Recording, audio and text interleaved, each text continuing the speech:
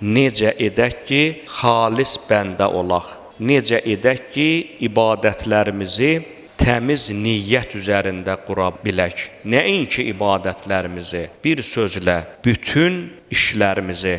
Bunun üçün bir neçə əmələ riayət etmək və yaxud da bir neçə mənfur əməli tərk etmək tövsiyə edilir. Quran və hədis məsumlarımız bizə nələrdən çəkinsək, içimiz təmizlənər, qəlbimiz, düşüncəmiz təmizlənər deyə müraciət ediblər. Birinci şərt riyadır. Riya yəni iki üzlülük. Əgər bir bəndənin ibadət itaətində, dostluğunda və s.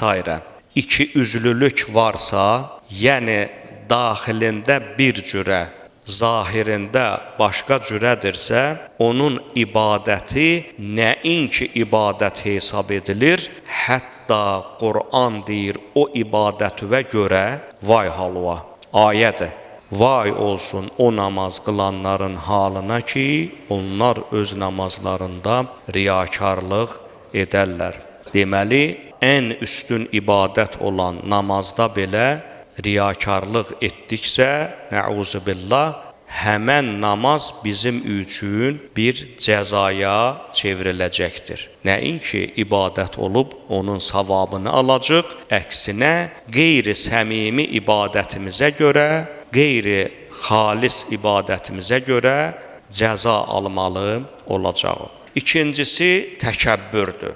İnsan gərək təkəbbürdən uzaq ola, lovğalıqdan uzaq ola. Əgər təkəbbür və lovğalıqdan uzaq deyilsə, özünü istər ailədə, istər qohum-əqrəba, istərsə də cəmiyyətdə nəyinəsə xatir, elminə, varına, vəzifəsinə, zahirinə və ya hər hansı bir nəyinəsə xatir qürrələnirsə, Quran deyir, o adamların da vay olsun halına.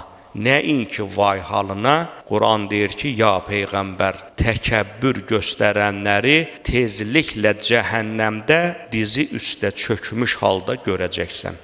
Hədislərdə var, Peyğəmbər əleyhissalam buyurur ki, yer üzərində lovğa, təkəbbürcəsinə gəzən insanlar qiyamət günü Allah o şəxsləri kiçik həşarata döndərər ki, ayaqlar altında qalıb tapdalansınlar.